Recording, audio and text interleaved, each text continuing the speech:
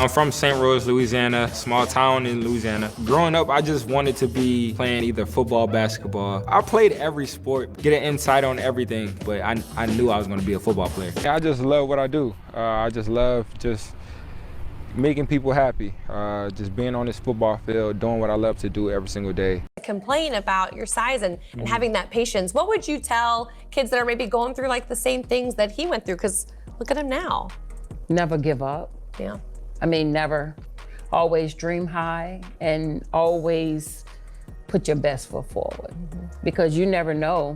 I mean, look at him. He went into high school almost what? He was 5'7". Yeah, he was small. 120 pounds. And so always, you know, strive to be your best. Yeah. And I remember at times when he was growing, but Jordan went through the same thing.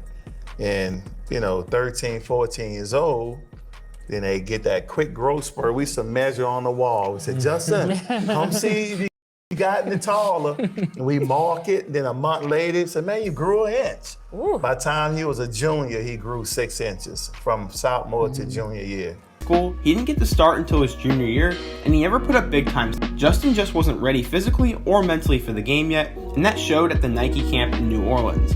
He ran a 4.88 40-yard dash time, and that really hurt his stock, as that number is not very good, and that went all over his recruiting pages. His father says it was because Justin was having knee issues, but apparently it didn't affect Justin that much, as he was determined to make his time better. Another problem Justin had run into was his grades. He had bombed an English class his freshman year, and just wasn't very motivated in the classroom. Combining the fact that he wasn't very impressive on the field with his bad grades, schools were kind of weary to offer him a scholarship. I think it was a part of the plan, honestly. Just having older siblings, doing things that you want to do, you kind of have that destiny to say, man, when I get older, I want to play football. I want to play basketball. You know, anytime we used to get like sports stuff for Christmas, he wanted the same thing. So I think it was a part of the plan, him being the youngest, to, you know, fulfill the dreams that you want to fulfill, because you'll have access to the information. Because we'll seek it and give it to you when that time's ready. From their experiences, and they probably gave him some solid advice and support as he pursued his own football dreams. Justin himself admits that his two older brothers paved the way for him, showing him the ropes and making mistakes so that he could learn from them. It's like they were preparing him for greatness all along. But don't think for a second that Justin's success is all about luck. You guys dream big. Yeah. We're very competitive. For real. For real. Well, You know, having the 3 sons and having him as the youngest, and you know, and nobody took it easy on him. we had the Super Bowl in the backyard. You How know, many times did you win? Very few. We had the NBA championship in the backyard, so, you know, the competitive came from us just going at it, or me and my dad going, well, it used to be Me and Dad versus me and Ricky in Oh, basketball. wow. Your mom's a basketball player. You didn't want to include her in this? Well, it got They never physical. let me play. It got physical. I was the referee trying to treat for Justin because he's the baby. Like, let him win. It might be a hard foul or an elbow to the chest, or, you know, somebody get hacked and it's just like get up and, you know, go at it again. It was tough. So. It was tough. Yeah, I had my whistle saying, pow. There you go. That's right. That's right. Don't do that to my baby. I had to take up from him. He was small. And he's a baby. Right. Yeah. I mean. How many footballs a week do you catch? Whew. That's too many to count. I mean, too many to say, but at least 500 a Really? week. Yeah, at least. All right, so the biggest thing, what's number one? The first thing is to put your hands like this when the ball is coming. So you want to make a diamond. A lot of people call it the diamond. So you're making a diamond with your hands. Okay. And then you got to have them spread out. You don't want them close together. So spread out so you can catch with your fingertips. And then you look the ball in with your eyes. So every time you catch the ball, catch it with your eyes so you can look it in, and then you tuck it. Really? So you're looking every time, even in a game? Just like at Even in a the, game? yeah, you look exactly right here. With your eyes, you catch it. And that's how you catch every single ball. You make sure you're catching it. Because every time you see the ball, that's how you catch it. But once it passes your eyes, that's when it go blank. That's when you can't see it anymore. You catch what you see. That makes sense. Yeah. It makes sense. So what happens if it's a low thrower to the outside? Catch it with your eyes. As long as you catch it, as long as you follow it with your eyes, your hands is gonna go exactly where your eyes going. So I want to read you. I was just doing some background on your career, and some of this is the obvious stuff, but this struck me. According to 247 Sports, you were, this is coming into college, the 2,164th player in the country, the number 308 wide receiver in the country, and the number 76th ranked prospect in Louisiana for the class of 2017.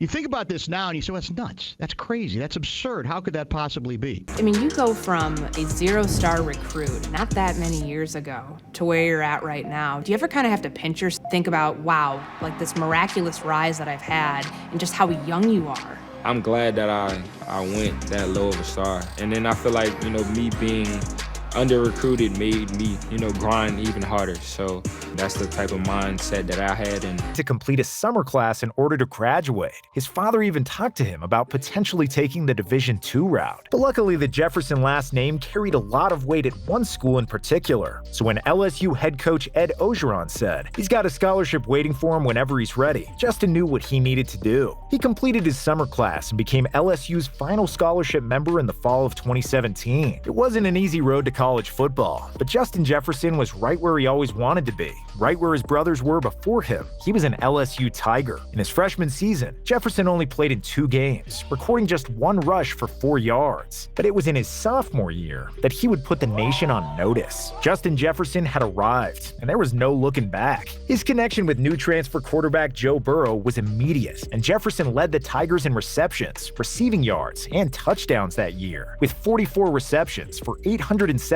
yards. In 2018, in Justin's sophomore season, the dynamic trio was in place. Jamar Chase was a 5-star recruit, ranked number 1 in Louisiana and 19th in the nation. Joe Burrow was a 4-star recruit in Ohio, but after 3 years at Ohio State, he realized he'd be nothing other than a backup. He graduated college at Ohio State and got a graduate transfer to LSU. As he states it, I always say I went to school at Ohio State and I played football at LSU. That's how I think about it. Passing attack with Joe Burrow, throwing to the greatest wide receiver duo college football has ever seen in Justin Jefferson and Jamar Chase. They were unbeaten with relative ease during the regular season, and Jefferson led the nation with 111 receptions. His 18 receiving touchdowns were second, and 1,540 receiving yards third in the country. In the first round of the college football playoff against the Oklahoma Sooners, Jefferson caught 14 passes for 227 yards and 4 touchdowns in the first half. He followed this record-setting performance in the national championship against the Clemson Tigers with a 9-catch, 106-yard game in a blowout win. Joining me, 2 of the LSU outstanding receivers, Justin Jefferson and Jamar Chase. And all right, we'll start with this. Justin had the 10 catches, but Jamar had 2 touchdowns. So if you got 10 catches, 2 touchdowns, what would you prefer? 2 touchdowns. I thought you'd say that. I'll start with the guy who had 10 catches. All right. All right, throw him up. As long as I see it and grab it, I can catch it. That wasn't even hard for you. That wasn't even hard. It's all about the grip of the ball. It's grip and then just seeing it. You gotta see the ball, and then you gotta get your hand strong so you can grip it. So hand strength is obviously huge, right? Yes. Do you do exercises then to build you up can do your hand muscles? the hand It crunches. sounds goofy, but yeah, you can. I think they have them at Walmart. I think they have them at Deep for Jefferson in the end zone, touchdown! There's your dance, Kenny the Gritty.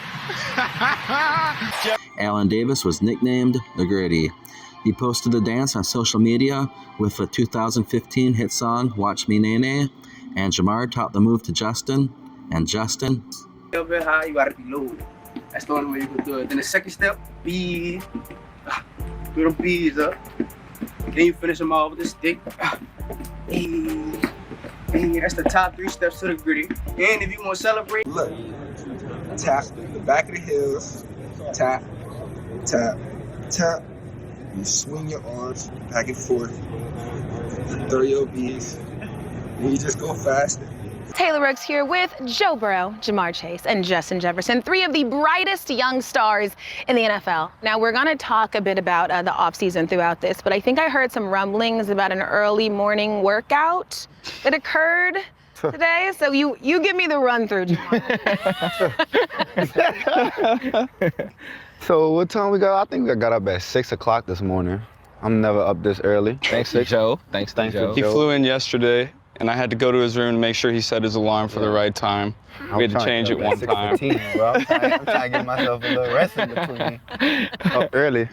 Yeah, so wake up early and then go to the field and give me the rundown of that. What'd y'all do? We just do whatever Joe asks us. Basically. Yeah, we just run off of Joe. Joe called the shots, and yeah, we just be his dummies. Yeah. We just catch his balls and just go wherever Joe says. Options. Joe is distributing the ball to a number of different people, and of course you and Chase have quite the competition going. Oh, of course, that's always the main thing. Me and Jamar definitely have that competition going, and that's what drives us each week, just trying to beat out the one another. So LSU had a perfect season in 2019. Senior Joe Burrow won the Heisman in a landslide with 60 touchdown passes and 5,600 yards. Junior Justin Jefferson led college football with 111 catches and added 18 touchdowns. Sophomore Jamar Chase had 84 catches with 1,780 yards and 20 touchdowns. Justin caught 4 first-half touchdowns in the BCS playoff game to rout Oklahoma 63-28. During the games, like when we watching each other, you know what I'm saying? Like when he's going off, you know, I'm cheering him on, but when it's time for me to play, I'm like, just did this, let me try to do something better, you know what I'm saying? That's the type of thing. I know he's probably doing the same thing. It's always a competition. Yeah. Yeah. It's fun though. It's a friendly hate relationship. You know, we like to see each other do good, but we also hate to see each other. Yeah, that's true. Playing in a national championship in New Orleans, coming up for a guy from the state. What's that like? And this whole team is just full of athletes, full of great players, and I'm just excited to be right on side of them playing January 13th. Can you play any better? Can this offense get any better? A lot better. We haven't played our best ball yet, so January 13th, be on the lookout. Are ready for the college football playoff national championship game presented by AT&T, a collision of unbeaten LSU, unbeaten Clemson. What a quarterback showcase. Trevor Lawrence, tall and tough, and 25-0 as a college starter. Joe Burrow, the landslide winner of the Heisman Trophy, also perfect as a starter. Clemson, the defending champion, seeking a 30th consecutive victory. And LSU, on home soil, hoping to cap a perfect season. It's a national championship. As they say in the Bayou, laissez la bon temps rouler. Let the good times roll. LSU sits on the throne of college football. As they knock out the defending champs, an offensive onslaught, 628 yards. The Cincinnati Bengals select Jamar Chase, wide receiver, LSU. Jamar opted out of the 2020 college season due to COVID and was drafted by the Cincinnati Bengals 5th overall in the 2021 draft. Justin was drafted by the Minnesota Vikings 22nd overall in the 2020 draft. How is that handled in a situation where you're running down the sideline, they throw it up there, you don't let that defensive back know anything's up until the last minute? Yeah, we call it late hands. NFL, they have so many great cornerbacks in this league, so many cornerbacks that have great technique and is good with ball skills. In the 2020 draft, the Minnesota Vikings select Justin Jefferson, wide receiver, LSU. Justin was an instant success in the NFL. In his rookie season, he set the all-time NFL record for the most yards by a rookie with 1,400. His record lasted one season as Jamar Chase broke it the next year with 1,455 yards in a 17-game season for the Cincinnati Bengals. On November 3rd, 2022, Justin made one of the greatest catches ever against the Buffalo Bills. The catch allowed the Vikings to score and went on to a 33-30 win that extended the Vikings record at the time to 2024. The Vikings extended Justin's contract for 4 years for $140 million with $110 million guaranteed. The contract makes Justin the highest paid non-quarterback in NFL history. I know his main priority is to play football, and that's what it's about. You know, it's not about the money like he mentioned before. He just wants to get back on the field and get a win for the team. 4 years, $140 million, 110 guaranteed. He deserves every penny. Just all about using that peripherals to see where the sideline is. And as the ball get close, you're going to step, catch, drag.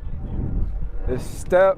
It's like a long step. Like, so if I'm right here, it's going to be a step, and then drag. Okay. So it's definitely it's difficult to do, but you got to practice it like more. Justin is very active with the local Minnesota media, and he likes to spend his money on gifts and vacations for his family. A little bit of trivia / know your teammates. So Justin, I got a question for you, man. You ready for this? I think so. All right. So what college did KJ go to before going to the University of Miami? Buffalo. That was easy. Don't matter the team, you still have to come prepared and ready to play. But I always feel like, you know, if there's the little teams, those are the stat games. Those are the stat games. How the hell do you guys play football in August in training camp in Louisiana, in Miami, Florida? How do you make it through? I don't know, honestly. And don't tell me it didn't affect you. Oh, it definitely affected me. Good. 100% affected me, especially in college. You know, we doing all the extra conditioning, extra running, practices 2 hours long. So it definitely was tough, but I mean, you just gotta push through it. Just gotta suck it up and Did you ever have one of those, oh, please God, let me get through this practice or let me get through this condition work? All the time. So maybe every day. Adam Thielen was a state champion in what sport in high school? You know this one. Come on. I want to say golf, but basketball. Is it basketball? No, it's golf. Really? Yeah. Swear. Team champion, not anymore. But we were team state champs. How many touchdowns did Justin Jefferson have against Oklahoma, your alma mater, in the team college football playoff semifinal? You know about every day. This just got like super personal. Like, why we gotta do that? You know what I'm saying? Like, you gotta have a warm up. But see, it's only going to go up from here. Exactly. It's gotta be we start three. down. It's more than just football for us. Football is just something that we were blessed to be gifted with. To reach this far is absolutely a blessing, but to share it with the rest of my family is something that I always dreamed of, and I'm glad that they get to experience it with me. Welcome to Rome, guys. One of the most ancient cities of the world.